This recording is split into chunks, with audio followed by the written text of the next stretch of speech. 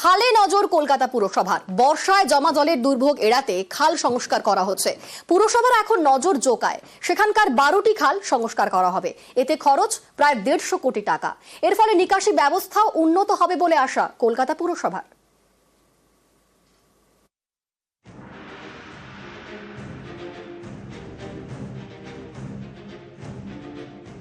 বৃষ্টি হলেই ভোগান্তি, খালের জল উপচে রাস্তায়, চরম দুর্ভোগ। বর্ষায় কলকাতার এই ছবিটাই বদলাতে চায় কলকাতা পুরসভা। বিভিন্ন জায়গায় চলছে খাল সংস্কারের কাজ। এখন কলকাতা পুরসভার নজর জোকায়। ইমিডিয়েট স্টার্ট হবে, যেমন একটা কাজ স্টার্ট হতে যাচ্ছে 3 তারিখ 3 এপ্রিল। আমাদের প্রায় 150 কোটি টাকার মতন পাওয়ার কথা আছে। এখন টোটাল 500 কোটি টাকা। পাম্পিং স্টেশন হবে, ওয়াটার বডি হবে, যে সময় যে জলটা হয় সেটাকে আমরা ধরবো, ধরে মাটির তলায় দেবো, জল কমে যাচ্ছে। স্টর্ম ওয়াটার ড্রেনেজ লাইন হবে। কলকাতা পুরসভার 142, 143, 144 নম্বর ওয়ার্ড, 3টি ওয়ার্ডে জোকায় অ্যাডেড এরিয়া। এখানে নিকাশির বড় ভরসা খাল। অভিযোগ, এই সব খালের নাব্যতা কম, তাই বৃষ্টি হলেই বিস্তীর্ণ এলাকা জলমগ্ন হয়ে পড়ে। সাধারণের ভোগান্তি চরমে ওঠে। এবার সেই সমস্যা সমাধানে উদ্যোগী কলকাতা পুরসভা। বর্ষাকালে দেখেছি আমরা হাঁটু এতটা করে জল পারি পারি যেতে হয়, বাচ্চা কাচ্চা স্কুল ফিস্কুল খুব কষ্ট আমাদের যাওয়া আসার জন্য। এক একটা বাড়িতে 2 হাঁটু করে জল জমানো থাকে। আমরা খাটের মধ্যে ইট দিয়ে আমরা উঁচু করে খাটেই রান্না করে খাওয়া দাওয়া করি। কচুরি পানা আরো ভর্তি হয়ে যায়, এ তো কম দেখছে না, আরো হয়ে যায়। আমরাই সব বসবাস করি, আমরাই টেনে তুলে পরিষ্কার করি। দক্ষিণ কলকাতার চড়িয়াল খাল, রানিয়া খাল ও জুলপিয়া খালের সংস্কার করেছে সেচ দপ্তর। এইসব খালের সঙ্গে যুক্ত অন্য খালগুলি এবার সংস্কার করবে কলকাতা পুরসভা। 3 এপ্রিল থেকে খাল সংস্কারের কাজ শুরু হবে। 16 নম্বর বড়োর 12টি খাল সংস্কার করা হবে। এতে খরচ হবে প্রায় 150 কোটি টাকা। কেইআইআইপির অধীনে খাল সংস্কার করবে কলকাতা পুরসভা। 142 নম্বর ওয়ার্ডের সমগ্র ওয়ার্ডটা স্টেন স্থিতিতে চলে এসছে।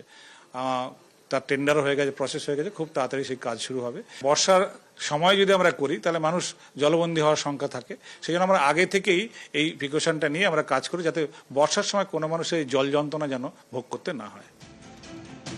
কেইআইআইপি Kolkata environment improvement investment project. এই প্রকল্পে বেহালা টালিগঞ্জে খাল সংস্কার করছে কলকাতা পুরসভা। এই কাজ চলাকালীন নিকাশি নিয়ে নানা সমস্যা হয়েছিল। সেই জটিলতা এড়াতে জোকা এলাকায় ড্রোন উড়িয়ে সমীক্ষা চালায় পুরসভা। সেচ দপ্তরের সঙ্গে সঙ্গে এবার কলকাতা পুরসভাও ছোট ছোট খালের সংস্কারে উদ্যোগী হলো। ড্রোন দিয়ে সমীক্ষা হয়েছে, আর সেই সমীক্ষার পর রিপোর্ট পেলেই এই শাখা খালের সংস্কার করবে কলকাতা পুরসভা। আগামী বর্ষায় যাতে জল না জমে সেই জন্য কলকাতা পুরসভার অ্যাডেড এরিয়ার জন্য এই উদ্যোগ। ক্যামেরায় বিপুলের সঙ্গে বিশ্বজিৎ, নিউজ 18 বাংলা।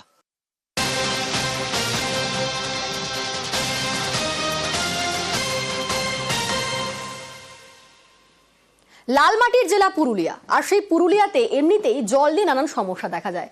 পুরুলিয়ার কোলবাদ গ্রাম, সেখানে জল সমস্যা মেটানোর জন্য সোলার পাম্প বসানো হয়েছিল, কিন্তু অভিযোগ উঠছে যে সেই মাস কয়েক আগে সেই যে পাম্প অর্থাৎ সোলার পাম্প, তার যন্ত্রাংশ নাকি চুরি হয়ে গিয়েছে। আর পাম্পের যন্ত্রাংশ চুরি হয়ে যাওয়ার পর আবারও জল নিয়ে নানা রকম সমস্যা দেখা দিচ্ছে। কি অভিযোগ করছেন সেখানকার বাসিন্দারা, শোনাবো আগে সেই বক্তব্য। আমাদের জলের সমস্যা দমে, জল পাওয়া যায় না। অন্য গ্রামে জল আনছি, লোকে গাল দিচ্ছে দমে। মানে অন্য গ্রামে জল আনতে গেলে কি সমস্যা হচ্ছে? সমস্যা লোকে গাল দিচ্ছে, বলছে তোমাদের গ্রামে জল নেই, বলছে আমাদের গ্রামে এসেছো। আপনাদের গ্রামে যে সোলারটা চুরি হয়ে গেছে, তারপর থেকে সমস্যা। হ্যাঁ। আমাদের গ্রামের সমস্যা জলের অনেকেই। নলকূপ গুলো আছে, নলকূপ গুলার জল তো খাবার জল তো ঠিক নাই। একটা নলকূপ এখানে চলে, তো এটা খাবার ঠিক নাই, বাকিগুলো খারাপ। বাকিগুলো সব খারাপ। সোলার পাম্প আপনাদের লাগানো? হ্যাঁ, লাগানো হয়েছিল, চুরি হয়ে গেছে। কি হয়েছে ওটা তো বলতে পারছি না আমরা। সোলারটা কিছুদিন ছিল, 2-4 মাসের মতন, তারপরে তো আর নাই। আমাদের সঙ্গে রয়েছেন প্রতিনিধি ইন্দ্রজিৎ। সেখানে যে অভিযোগ উঠছে সোলার পাম্প চুরি হওয়ার পর জলের সমস্যা এবং অন্য জায়গায় জল আনতে গিয়ে রীতিমতো অপমানিত হচ্ছেন সেখানকার মহিলারা, তাহলে এই সমস্যার সমাধান কিভাবে হবে, প্রশাসন কি বলছে? দেখো অনিন্দিতা, প্রথমেই বলে রাখি, এই যে সোলার পাম্পের যন্ত্রাংশ চুরি হয়ে গেছে কোলবান গ্রামের, সেই খবরই ছিল না প্রশাসনের কাছে। আমরা জেলা পরিষদের সভাধিপতিকে এই খবর জানানোর পর তিনি আশ্বাস দিয়েছেন যে তিনি দ্রুত ব্যবস্থা নেবেন এবং যে যন্ত্রাংশ চুরি হয়েছে সেগুলো পুনরায় লাগানো হবে এবং যাতে গ্রামের মানুষ জল পায় সেই ব্যবস্থা করা হবে। পাশাপাশি এই গ্রামে যে পানীয় জলের সংকট মেটাতে সোলার পাম্প লাগানো জল পরিষেবা যেটা শুরু হয়, কয়েক মাসের মধ্যেই এই যন্ত্রাংশ চুরি হয়ে যায়। তারপর থেকেই চরম সমস্যায় রয়েছে গ্রামবাসীরা, জল পাচ্ছে না। গ্রামে কয়েকটি টিউবওয়েল রয়েছে, তার মধ্যে ম্যাক্সিমাম টিউবওয়েলগুলি খারাপ হয়ে পড়ে রয়েছে। একটি আছে যে থেকে পানীয় জল পাওয়া যায়, সেটাও কিন্তু পানীয় জল হিসাবে ব্যবহার করা যায় না।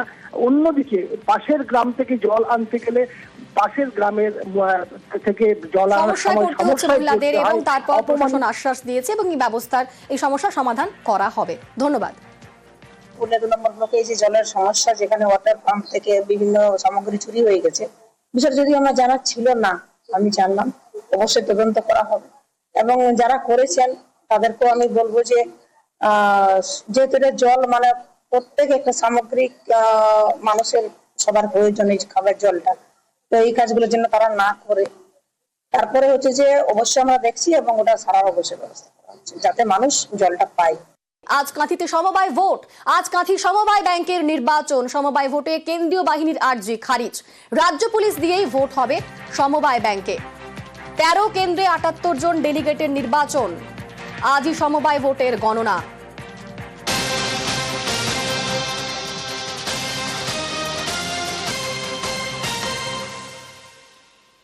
আমাদের সঙ্গে এই মুহূর্তে সরাসরি রয়েছেন প্রতিনিধি সুজিত। সুজিতের সঙ্গে কথা বলবো। সুজিত, 8 বছর পর এই নির্বাচন হচ্ছে, রাজ্য পুলিশ দিয়ে নির্বাচন হচ্ছে, এখনো পর্যন্ত কিরকম ছবি, নিরাপত্তা কিরকম রয়েছে?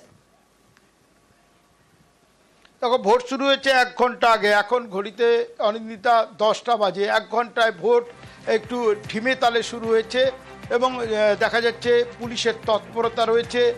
মূলত শাসক দল তৃণমূলের তৎপরতা বেশি, বিজেপিও রয়েছে, কিন্তু ইতিমধ্যেই 78 জন যে প্রার্থী, সেখানে 14 জন অর্থাৎ তৃণমূলের 14 জন প্রার্থী বিনা প্রতিদ্বন্দ্বিতায় জিতে গেছে।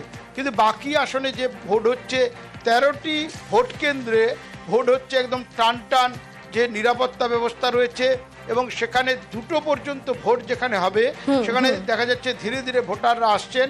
যে ছবি দেখাচ্ছি অনিন্দিতা, সেখানে দেখবে পুলিশি যে ঘেরাটোপ সেখানে কিন্তু যথেষ্টই রয়েছে। ভোট চলছে রামনগর থেকে কাঁথি কিংবা খেজুরি থেকে ভগবানপুর, পটাশপুর, এগরা সহ মোট 13টি কেন্দ্রে এবং ভোট গণনা হবে। দুটোই যখন ভোট শেষ হবে তার আধ ঘন্টা বিরতি, তারপরে ভোট গণনা শুরু হবে। অর্থাৎ কিনা আজকেই ভোটের ফলাফল, আজকেই ভোট চলছে এবং তারই মধ্যে শাসক তৃণমূল এবং বিজেপির মধ্যে চাপানুতরও কিন্তু চলছে। বেশ, ধন্যবাদ সুজিত। পুলিশের উপরে ভরসা নেই, সাধারণ জনগণের উপরে, ভোটারদের উপরে ভরসা আছে। কোনটাই কোঅপারেটিভ ব্যাংকে আমরা সেভাবে প্রিপারেশন নিতে পারিনি, আমরা অনভিজ্ঞ ছিলাম। তো এবারে আমরা প্রিপারেশন নিয়েই একদম টোটালি প্রস্তুতি নিয়েই আমরা মাঠে নেমেছি। 2টো ব্লকেই আমরা, ওপাশে 2 নম্বর ব্লকে 5টা সিট আমরা জিতবো, এখানে 4টা সিটও আমরা জিতবো, কোনো কথা হবে না। মানুষ আমাদের সঙ্গে আছে, তাই তৃণমূল যদি গন্ডগোল করতে আসে পুলিশ তার ব্যবস্থা নিবে। আমাদের তরফ থেকে কোনো রকম গন্ডগোল কিচ্ছু হবে না।